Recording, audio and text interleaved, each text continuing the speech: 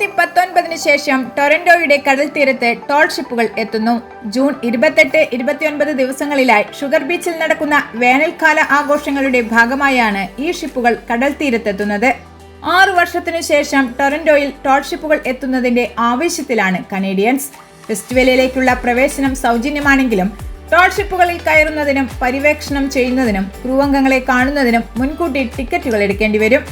ഈ ഉത്സവകാലത്ത് കാനഡയിലെ ഏറ്റവും വലിയ കപ്പലായ എംപയർ സാൻഡിയിൽ യാത്ര ചെയ്യാനുള്ള അവസരം നഷ്ടപ്പെടുത്തരുതെന്നാണ് കനേഡിയൻസിനോടുള്ള സംഘാടകരുടെ അഭ്യർത്ഥന.